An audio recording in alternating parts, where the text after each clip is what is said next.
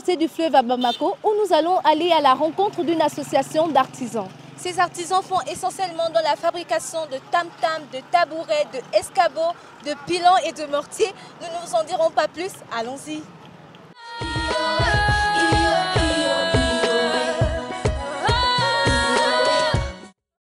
Bonjour Papa Saïdou. Bonjour ma fille. Comment es-tu devenu artisan? Je suis devenu artisan dans la famille avec mes parents. J'ai appris tous mes travaux avec mes parents, quoi, dans la famille au village. C'est familial en fait? C'est familial.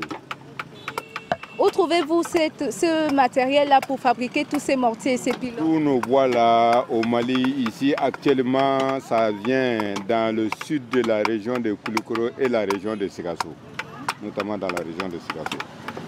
Est-ce que tu penses que c'est important que les jeunes Maliens continuent à être artisans? Bon, ça dépend. Le travail, c'est l'amour, quoi. Quand on aime le travail qu'on aime, on peut apprendre ça. Tous jeunes qui veulent être artisans, ils peuvent être artisans en apprenant avec l'amour, quoi. Oui. Vous formez des jeunes? Nous formons des jeunes, ceux qui veulent. Tous jeunes qui veulent être formés, on les forme. Oui. Alors, vous êtes constitué en association? Ah oui, moi, je ne fais pas partie des gens d'ici là. Moi, je suis quelqu'un, j'ai mon petit métier. Je me balade en ville pour faire ce métier. Et vous faites ça depuis combien d'années? Moi, je fais ça il y a presque une dizaine d'années, quoi. Une dizaine d'années, normalement. Vous fabriquez des tambours ou essentiellement des mortiers? On fait des mortiers, des tam-tam, des balafons, des... Comment dirais-je l'autre là? Oh, un tamani, tous. Alors les tambours que vous fabriquez trouvent leur origine où? Ça vient d'où en fait au Mali? Les tambours sont faits sur place ici. Tout est sur place. Tous les ceux que tu vois ici sont faits sur place ici. Est-ce que ça appartient à une ethnie principale? Ah, normalement, les mortiers sont pour les forgerons. Les mortiers, sinon les tambours et les autres sont mandingues normalement. Mais pour le moment, celui qui veut le faire, comme c'est le métier appartient à tout le monde. Tu vois? C'est ça. En fait, les tambours sont d'origine mandingue, mais aujourd'hui à Bamako, tout le monde utilise ces tambours pour les célébrations de mariage, de fêtes, c'est ça? Oui, tout le monde fait ce qu'ils veulent. En tout cas, le tambour, c'est pour les musiciens, les mariages sont utilisés uniquement pour les musiciens, les mariages. Et celui qui veut s'amuser, il y a des gens qui l'achètent, ils l'amènent dans leur salon, ils s'amusent avec ça aussi. Est-ce que vous arrivez à vous occuper de votre famille avec ce que vous faites aujourd'hui? Ah, normalement, ça c'est obligatoire. On arrive à s'occuper à la famille. Ah, vos enfants seront artisans comme vous? Ah, ça dépend s'ils veulent. Parce qu'il y a des gens qui veulent être artisans, d'autres ne veulent pas. Ceux qui l'aiment, on les apprend à faire. Et vous vendez vos fabrications seulement au Mali ou vous vendez à l'étranger aussi? On les vend ici, pas à l'étranger. On les vend sur place ici. Il y a des gens en ville qui les envoient. Ils viennent l'acheter ici, ils l'envoient à l'étranger. Mais pour nous, on n'a pas de contact à l'étranger. Ouais. Ouais. C'était vraiment un réel plaisir d'être avec vous. Merci de nous avoir reçus. Merci Idrissa, merci Papa Saliou. Seydou, merci.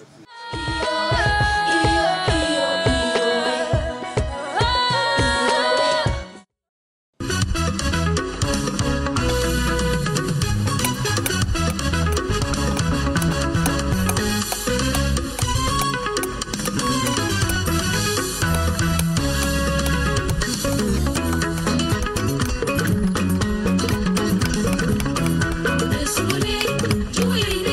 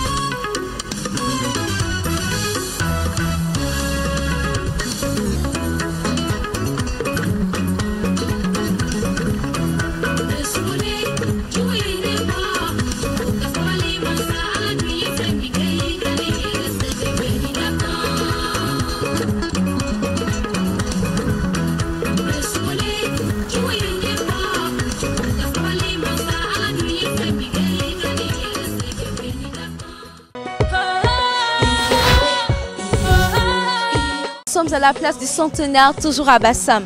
Nous allons rencontrer pour vous la coopérative de jeunes Ivoiriens dénommée Asakro, composée de musiciens, artisans. On ne vous en dit pas plus, suivez-nous.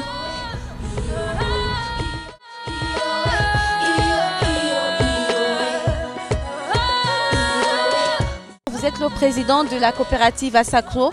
Depuis combien d'années existe cette coopérative? La coopérative Asakro existe depuis 25 ans. Voilà, presque on a grandi ensemble et puis voilà, on fait tout ensemble, un peu de tout, la culture, c'est notre métier. Alors vous êtes composé de plusieurs artistes. Parmi ces artistes, vous avez quoi? Des artisans, des musiciens, dites-nous-en. Parmi ces artistes, on a des musiciens, des artisans de batik, des sculpteurs et des danseurs avec des fabricants des instruments de musique. Vous travaillez dans quel secteur précisément? Le secteur du tam-tam, des instruments de musique. Alors, d'où vous êtes venu cette passion pour le tam-tam? Vraiment, la passion du tam-tam, ça vient de la culture africaine. Comme le tam-tam, ça sert à vraiment annoncer la bonne nouvelle, on a trouvé ça vraiment très intéressant et c'est pourquoi on s'est intéressé à ça. Alors Lazare, comment vous avez appris à confectionner des tam-tams? Ça a été transmis par votre père ou votre oncle? Bien sûr, l'Afrique c'est toujours comme ça, chaque chose ça vient du père et du père en fils. Et c'est comme ça, mon père lui était un tam-tamier, il fabriquait un peu de tout et il faisait la musique. C'est pourquoi je me suis introduit aussi depuis étant jeune et c'est comme ça vraiment j'ai eu la passion de faire les instruments de musique. Mais est-ce qu'on peut savoir où est-ce que vous trouvez ces matériaux pour fabriquer ces tam-tams? Tous ces tam-tams, les matériaux sont trouvés ici à Grand Bassam, profondément dans la brousse à Motobé, la brousse profonde où on collectionne des bois, des iroko et des acajou, les meilleurs bois pour le tam-tam. Et c'est comme ça on va au profond de la brousse pour trouver des matériaux et après on commande des cordes qui nous viennent de l'Europe et puis on combine tout et c'est ça qui devient un bon tam-tam. Vous êtes au nombre de combien à peu près? On est au nombre de 10 personnes et vraiment de ces 10 personnes chacun a sa spécialité. Au sein de ces 10 personnes on a des fabricants de tam-tam, on a quoi d'autre? Vous avez des fabricants de tissus, de pagnes et de batik. Vous avez des fabricants de bronze. Vous avez des fabricants de tableaux peints et des tableaux divers, toute qualité de tableaux. Vous avez des fabricants de balafons, des kouras, des djembés et des atunglans, les tam-tam parleurs. Vous avez aussi les sculpteurs. Vous êtes tous jeunes Ivoiriens? Bien sûr. Il y a un peu de tout parce que c'est la CEDEAO. Il y a des Ivoiriens, des Ghanéens, des Burkinabés, des Togolais. Et c'est comme ça qu'on travaille ensemble et en plus de couleurs. Donc on va dire qu'au sein de leur coopérative, ils cultivent l'intégration sous-régionale. Donc monsieur, si on peut écouter un peu de ce que vous faites habituellement quand vous êtes dans des cérémonies avec vos tam-tams, ce serait... Avec plaisir.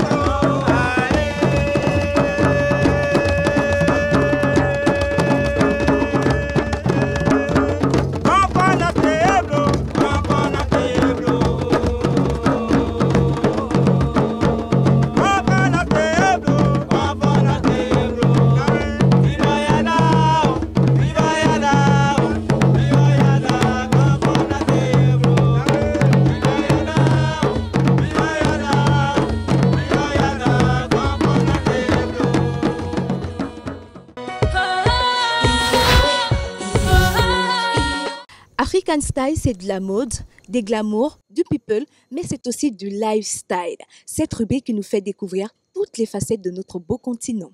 Et ce soir, nous allons à la rencontre de Judith, une dame qui fait dans un genre en voie de disparition, le conte.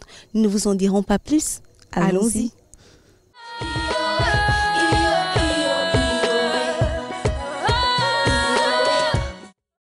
Il était une fois, dans un village, un homme et une femme mariés qui vivaient très heureux. Lui allait à la chasse et elle cultivait un grand champ de maïs, un très grand champ de maïs qui s'étendait à l'infini. Mais malheureusement pour elle, un groupe de gorilles venait toujours piller dans son champ de maïs. Un jour, elle décida de mettre fin à cela. Elle demanda à son mari de l'aider à chasser les gorilles de son champ de maïs. Mais le mari refusa. Il dit non, je ne peux pas. Ton champ est tellement grand que si je me mets à chasser d'un coin, ils iront dévaster de l'autre côté du champ. Je ne peux pas. Et la femme décida elle-même de chasser les gorilles de son champ de maïs. Un matin, elle se leva, elle prit avec elle l'arc de son mari, les flèches. Arrivée dans son champ, elle se cachait dans un coin. Elle était là très cachée et personne ne pouvait la voir. Quelque temps après, un groupe de gorilles arriva prendre leur petit déjeuner. Et parmi eux, il y avait un plus gros, très grand. Et celui-là, c'était le chef de gorille. Et la femme sortit son arc, elle prit sa flèche, elle tira sur le chef de gorille qui s'écroula. Et les gorilles prirent leur chef, l'emmenèrent dans leur village. Et la femme rentra chez elle toute joyeuse, toute contente en criant « Mon mari !» Mon mari, j'ai réussi à chasser les gorilles de mon champ de maïs. J'ai pris ton arc, j'ai pris tes flèches et j'ai tué le chef de gorilles. Je les ai chassés de mon champ de maïs.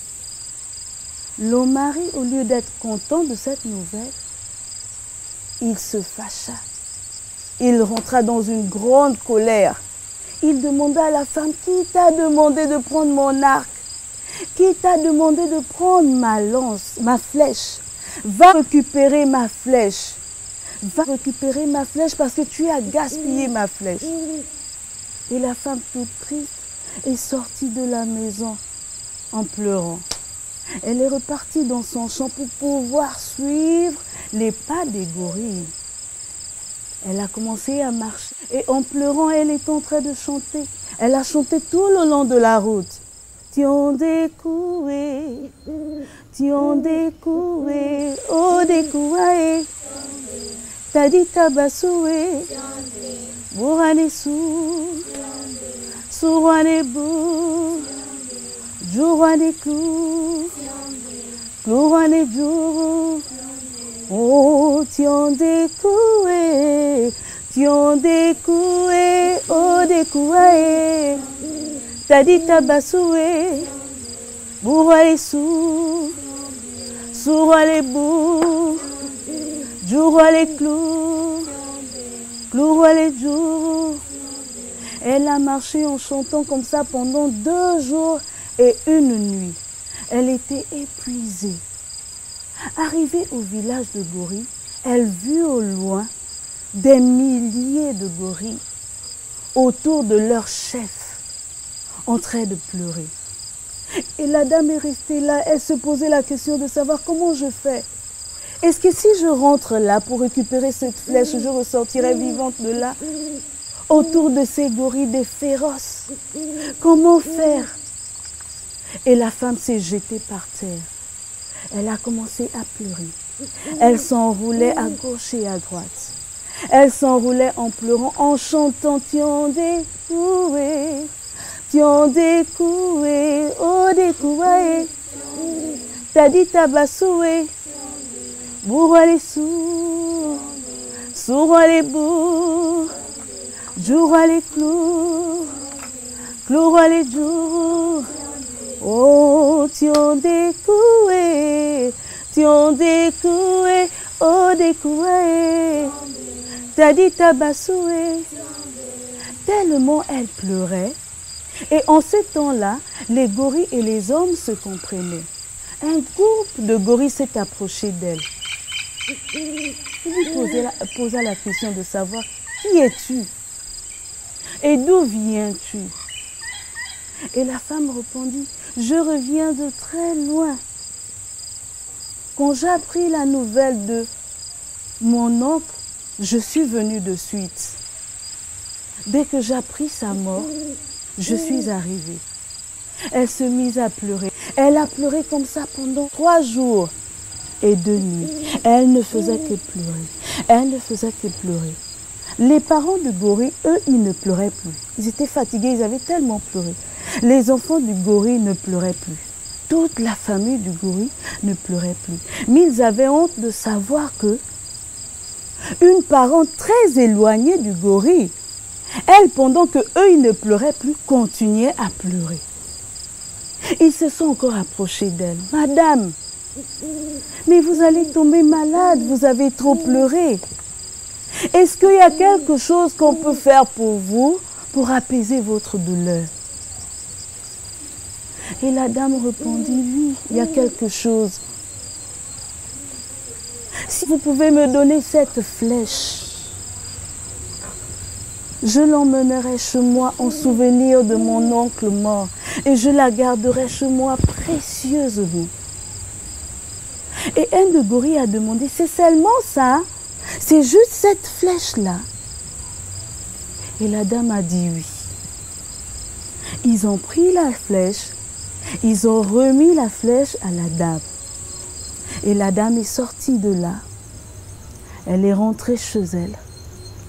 Arrivée chez elle, elle a pris la flèche. Elle a remis à son mari la flèche. Tellement déçue par le comportement de son mari, la dame décida de divorcer de lui. Elle décida de divorcer de son mari. Et ce fut là le premier divorce en Afrique, l'origine du divorce. Judith, d'où te vient ce don de conter des histoires? Ce don me vient de ma grand-mère, qui, elle, passait tout son temps à conter. Elle passait des nuits entières à conter. Surtout dans des veillées mortuaires, au lieu de pleurer, elle passait tout son temps à conter. Voilà. Et c'est là où me vient ce don, je crois. Et depuis combien de temps comptes-tu? Ça remonte. J'étais dans la troupe avec Michel Pécoin, Michel Ndao, Mathias Ndembe. Et j'ai commencé dans cette troupe-là. Et après, je m'étais arrêtée. Je ne comptais plus. Et maintenant, j'ai décidé de reprendre. Donc, ça remonte vraiment. Le don a repris le dessus, comme on dit. Ouais. J'avais arrêté de compter parce que je me penchais plus sur la chanson. Chanteuse aussi? Voilà. Ouais.